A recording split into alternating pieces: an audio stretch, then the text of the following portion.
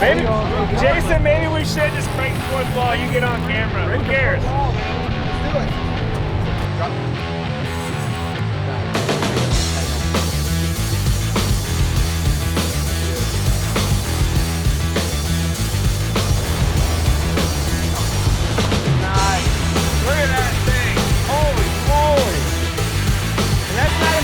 No, they get a lot bigger than that. Have you ever wondered what it takes to be a saltwater fishing guide? Ever wondered what all goes into it? The Guide's Guide is here to answer your questions. I'm in Venice, Louisiana, fishing with two of the best, Captains Alan Moreau and Gray Long.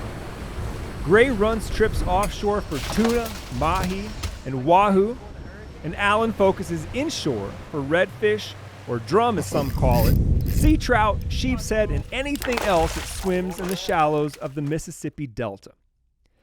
To get my sea legs under me, I'm starting inshore with Alan. This is Tom. He works with us. Morning, Tom. Morning. How y'all doing? Fantastic. Captain Chris, he's my relative too.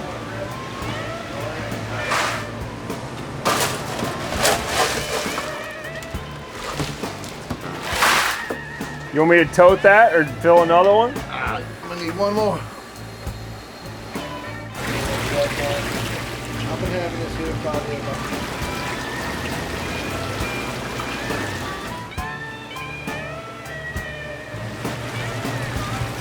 A captain's day starts in the dark. Long before the clients even wake up, Alan and his crew of guides are prepping for the trip.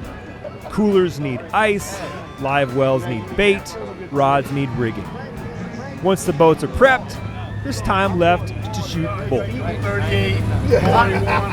The terms captain and guide can be used interchangeably down here in the Salt. To run a boat commercially, you must have a captain's license. Thus, all guides are captains. This is not the case for many freshwater fishing guides. I worked as a fly fishing and big game guide in Colorado and Arizona for 12 years. I miss that lifestyle dearly. Maybe that's why I'm interested in learning about other guides. Venice, Louisiana is one of the nation's sport fishing capitals. In my mind, some of the world's best fishing attracts some of the world's best anglers and guides. We're fishing a rig called a popping cork. The cork slides an inch or two on a heavy gauge wire. There are beads at either end of the wire. Below the cork, a section of leader from 2 to 4 feet long leads to a jig head tipped with a live shrimp. To fish it, you pop your rod tip, pulling the wire through the cork, causing it to slam into the beads, creating a popping or cracking sound. The sound is meant to imitate the sound a shrimp makes when it's swimming. There we go. Pretty. Yep, he's 19. First one in the box. Another good one. Oh yeah, he's pretty. All these years guiding, you still enjoy fishing for fun? Yes. And I also love to watch other people catch fish, more than myself. On this one there. How old were you when you started taking a boat around these waters by yourself? Probably about 7 or 8. Really? Yep. What kind of boat? I had a little flat boat with a 25 on it. Wow. And one. Ooh, he was in there tight, huh? I don't think we're gonna be able to keep this one either. Oh, I can barely lift it up out of the water. Thank you, my man. I got him. Now, is it common when they get bigger that they get more spots? Sometimes, but I mean, they can have spots when they're young too. That's a mean dude. You can see on these bigger ones, you can actually see the crushers back in there that they used to crush all the shellfish that they eat. What's that spot supposed to do? That's like having an extra eye for them. That's how they lure in to feed on. Something will come and see that, and they'll come to his tail, and he'll swing around and eat him. It's amazing. Yeah, that's a tool that a redfish use. That's his trademark, but it's also a lure tool. Your kids, they both guide. Yep. Did you have any reservations about letting them get into guiding? Yeah, you know, anytime working with families sometimes can be tough. Yeah. But I have been very blessed. My 2 boys are really, really good captains they turned out to be. I'm really blessed. They took off running from day one. The first day one of my sons started guiding, they did terrific. And I was like, well, they naturals. They got it. Sure. You know, in guide business, you either have it or you don't. I mean, so many guides are jerks, you know. They're not pleasant to fish with. If you make a little small tangle like he did today, they'll freak out on stuff like that. And I just, you know, like water on a duck's back. You just got to let that stuff go and just fix it and go back and get another one. Yeah.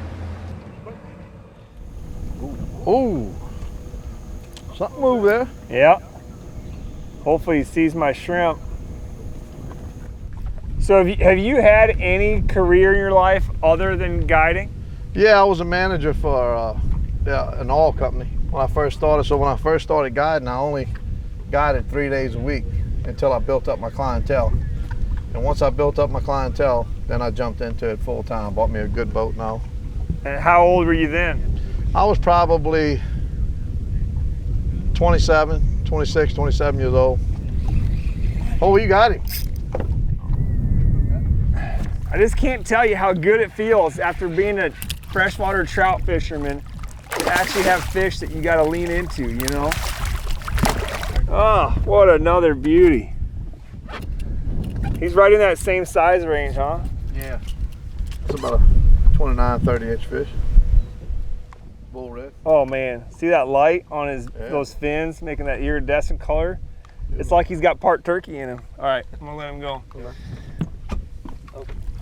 Wait for a second. Yeah. What's full time for a captain? How many days is that a fish in a year? They'll probably fish on average 180 to 220. Wow. Is that enough for a living, or do they have other jobs? No, that's plenty enough for them. That's all they want too. Right, I'm sure. And occasionally some of them will fish, you know, 240, but most of the time I'd say around 180 to 220. I'll fish 300 days a year. I love it. Oh, slow down, let him get it. Here you go, you got it.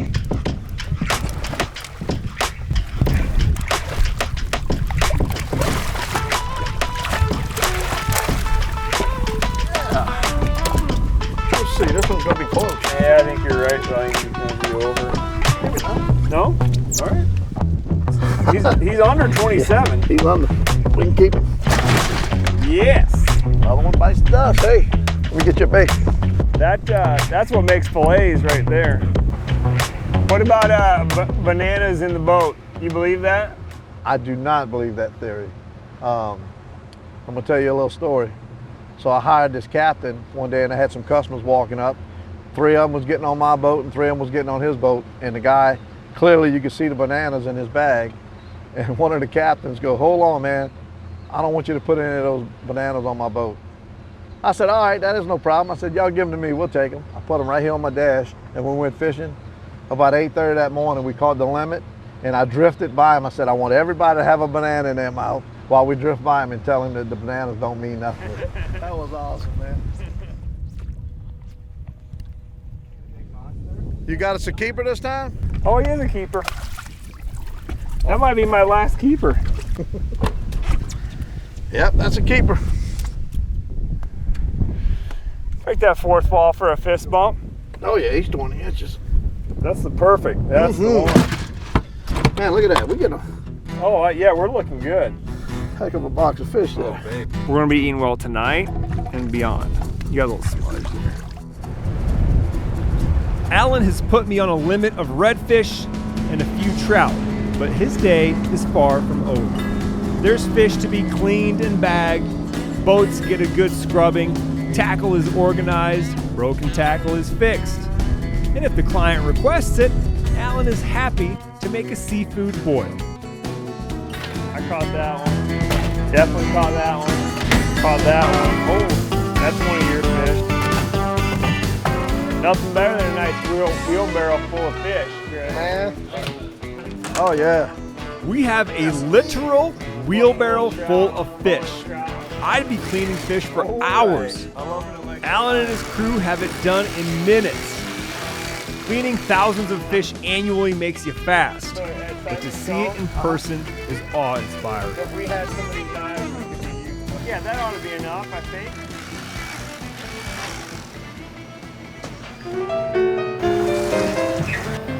Southern Louisiana is known for its Cajun culture and cooking. And there are few meals more connected to the culture and life on the water's edge than a seafood boil. It's simple, but it has to be done right.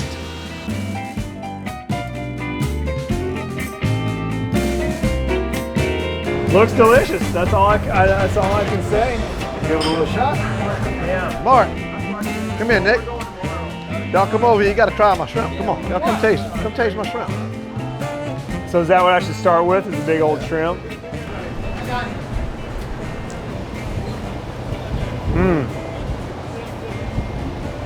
Yeah, I think I'd get fat having your job, man.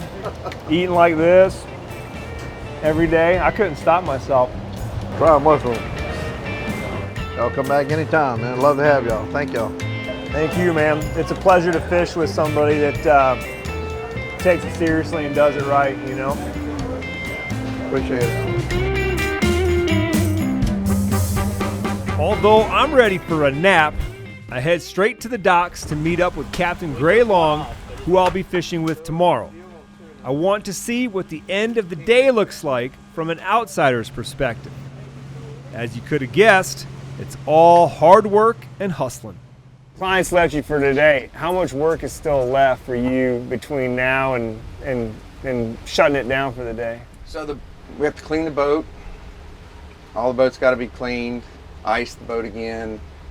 You'll ice it tonight? I'll ice it tonight. I'll probably go through my tackle and just make sure all the leaders are good and everything like that. So a little bit. A little bit. Especially for the deckhand. Couple hours. Yeah. Wrapped up on each other and one of them burned the other one off. By the time I arrive at Gray's boat the next morning, he and his first mate Steven are hard at it. Our target today is yellowfin tuna. Tuna are hot-blooded, and they require a lot of ice to be cooled down to preserve the flesh. They load 400 pounds of ice into the boat, and then we head out. Our first stop is barely out of the mouth of the delta to catch bait fish. Then it's a 40-mile run to the fishing grounds. The gas bill for these types of trips easily exceeds $1,000.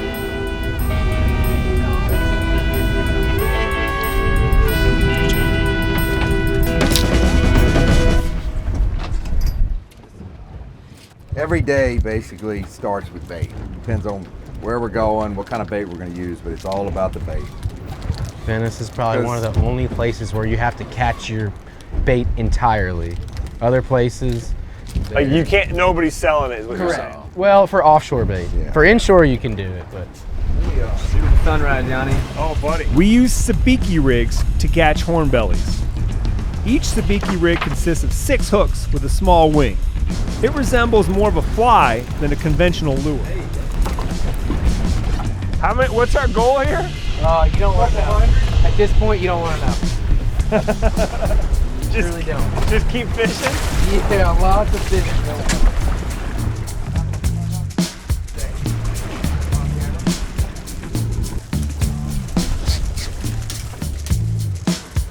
Like 38, 39 miles from here. Gray, how long you been doing this again? I've had my company about 17 years, but I've been fishing down here. I'm 54, so 35 years, pretty much. Been So down how here. old does that make you when you started? I can't do math that well. 20? Yeah, absolutely. You had your captain's license? when No, you were I've had 20? my captain's license about 17 years. Okay. Yeah.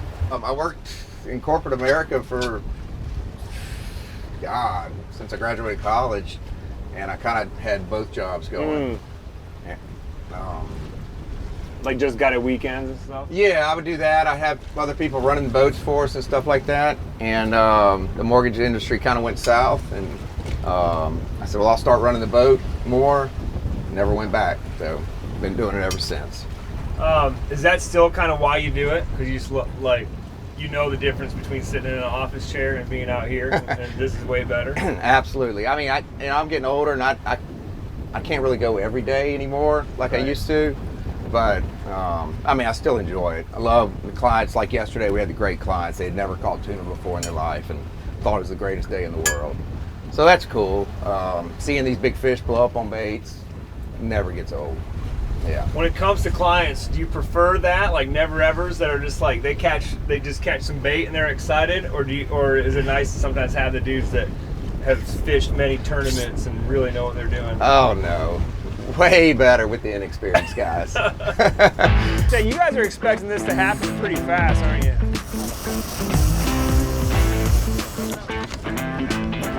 See 'em? Oh yeah. Blowing up from the tree. All right, look right there. You have one on? See? Yeah. Okay. Easy and roll down fast. The fish are cooperating, and within seconds of our bait being in the water, we're hooked up. Maybe, Jason, maybe we should just break the fourth wall. You get on camera. Who cares? Yeah, Janis, if you could have walked here. Janis, walk up to your...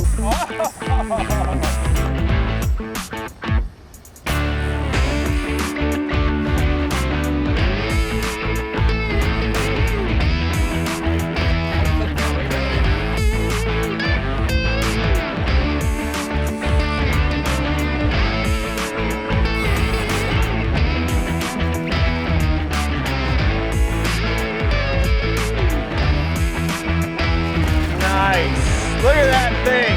Holy moly. And that's not a big one. Woo! Look at that, dude.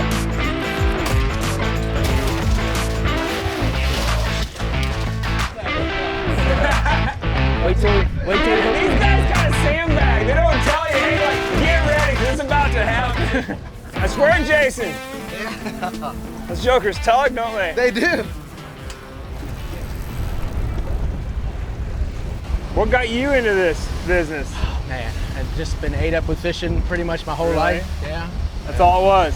I grew up in Houston. There wasn't that the best saltwater fishing, but I loved to just bass fish every day. You know, after school, I would, you know, every Saturday you'd watch the fishing shows. You'd see Venice, Louisiana on the fishing shows, and I knew that's where I wanted to be.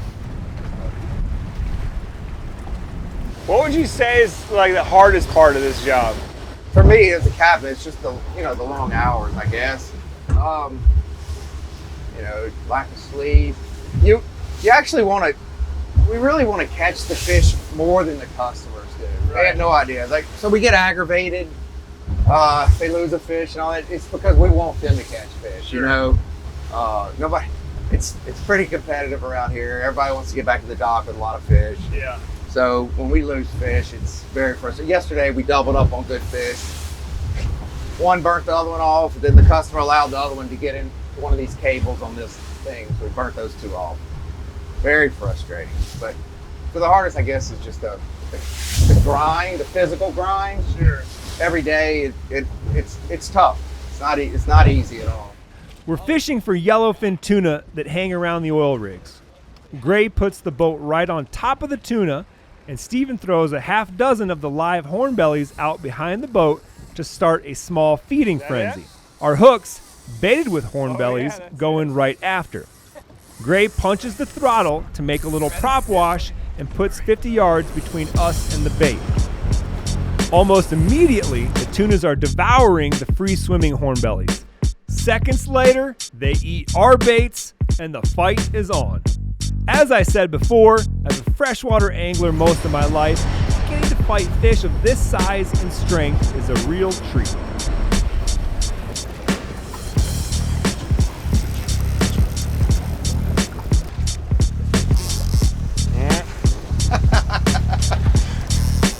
Second try. We're getting there. You got it? Yeah, it's All out. right. If you get a bite, Feed it to don't him. lock it up right away. Let them feed Okay. feed him for a minute. And then you slowly come up on the gold lever. When I get a bite, let him feed it for a minute with my thumb on it, and I'll just slowly come up on the drag. put a little. Oh, there we go. Get you to come on this side over here. Yep. Over, under. Keep going.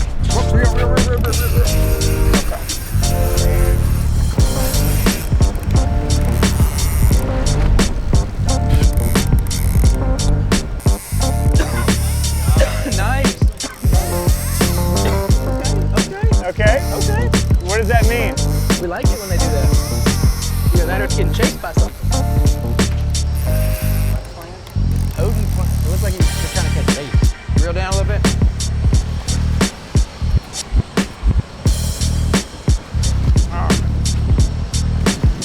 It seems like the same size as the last one. Why did he just had more zip in him? I guess. How many is that? 4 in the box? 4 in the box. Got it, baby. Should have had Yeah. 5. Mine pulled the hook on that one. Can I run the bait again, Greg? Yeah, absolutely.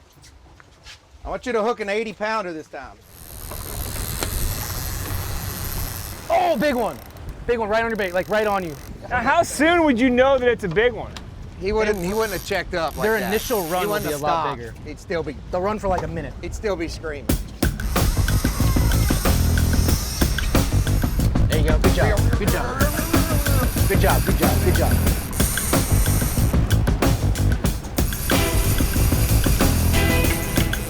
Gray is happy that we're catching fish, but he wants us to experience the tug of a big one. The peanuts that we're catching weigh about 30 pounds. Gray would like to see us fight 100 pounds.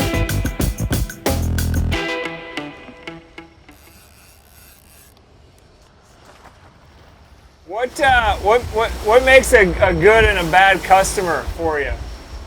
I'm always asking. You're trying to put me on the spot. You've been a guide, you know. Well, but I figure so. Yeah, but I haven't been out here that I much. know. But you know, someone watching might be like, "Oh, I want to go on a boat," and I figure people need to know how to be good Yeah, I fishing mean, clients. You know? what I would just say is just let the guide and the deckhand do their thing. Yeah. And then if the day turns out really good and the fish are chewing good, then have at it, you know. It's just, a lot of times you just get people that, they just think that they can do it or whatever, and we just miss a fish, you know. You may only get a couple bites a day, and you hate to miss a fish just because we weren't prepared.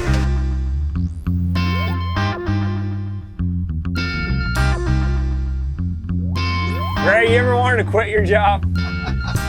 Yeah. Really? Yeah. There's many days where I said, I'm quitting. I'm done. Just some days are very frustrating. You're wanting to do so much. You know, some people have such high expectations when they come to Venice about tuna fishing, and you want it to turn out to be a great day. Right. But, you can't. It's really good fishing, but it's still fishing here. And some days they just never cooperate, and they're asking you to make a miracle happen, and you just can't do it. Yeah. And it's frustrating. Or a couple of bad things happen. Like yesterday, if we'd only hooked those 2 big fish and broke both those off and not hooked another one, it would have been terrible. Right. I mean, luckily we caught more fish and it turned out okay. But yeah, there's days that I ask myself if it's worth it. Yeah, absolutely. I've already caught 4 tuna, so I decided to let the camera crew try their hand at reeling one of these beasts in. Stop, dude. This is the type of fun that's best shared. So I trade Chris his camera for my rod. First up, Chris Gill, aka Rich Pounder. As luck would have it, Chris lands a 70-pounder. I enjoyed watching him fight it just as much as fighting it myself. Whoa! Damn! Good work. Thanks, man.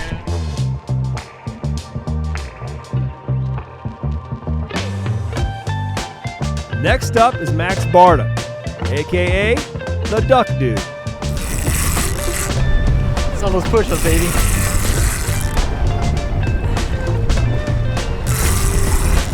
Where do you want it to go?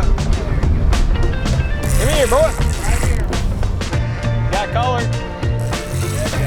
Oh yeah, Yanni, you're gaffing, baby. Don't mess this up. No, Don't rip. Or the back loin. It's right between the belly and the back, right? Okay. It's all good. He's in the boat. He's in the boat. Nice, nice, nice. Max, you made quick work of that. Listening to a reel singing, or screaming some would call it, is about as good as listening to a bull bugle or the whistling of duck wings. It makes me giddy. If a young person is looking into getting into this kind of fishing to work, what's like the first step? Try to get a job as a mate? Yes, absolutely. That's the best. What do you got to do to get that? Just call a bunch of charter captains? Yeah, you know, the best thing to do is a lot of come down around here and start washing boats. Make buddies. Make buddies, washing boats, you know, making money doing that. But, you know, then you get in with somebody and they take you, and you just got to find somebody that loves it. If you find a deckhand that doesn't love it and is just doing it just for the money, it's not going to work. Yeah, no. You can't do this every day if you don't absolutely love to be out here. So you got to find the right person that loves it. You can throw a good many, Steven. I don't What? What's that? Throw.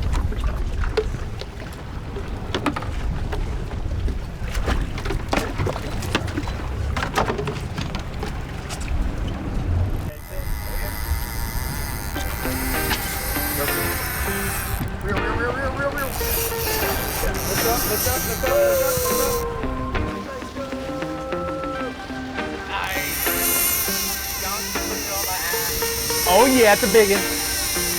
That ain't no peanut, Yana. No? Watch that drag when he slows down, Steven. I got it off the strike. All right, you come back off the strike. That was different.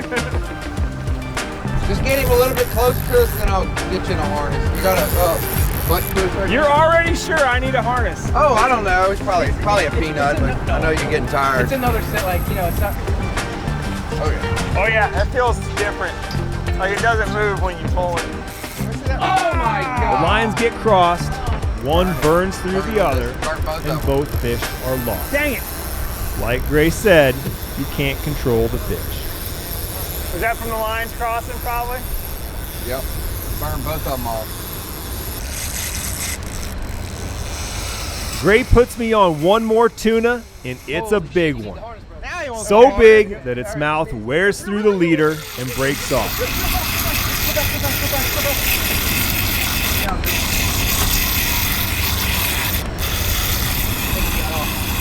No, he's on. Real fast. No, real. It's not the best way to end a day, but it got me thinking about returning. I have to see what it feels like to fight one of these fish for hours. Plus, we have plenty of meat to take home. We just got into the main event. I'm trying, Greg. I know. You were doing good.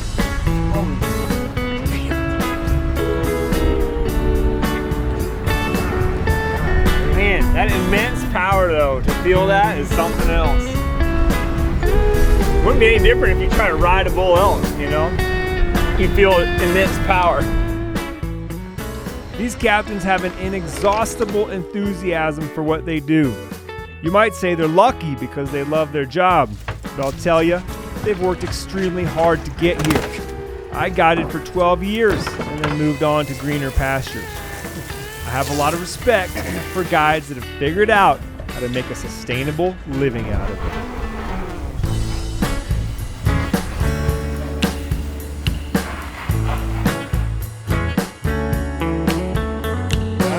That angle, kind of get in right through there, all the way to the top. All right, down. It's a nice chunk of meat right there. I'll trim it up a little bit. Well, that wasn't too hard to do. No, tuna are easy.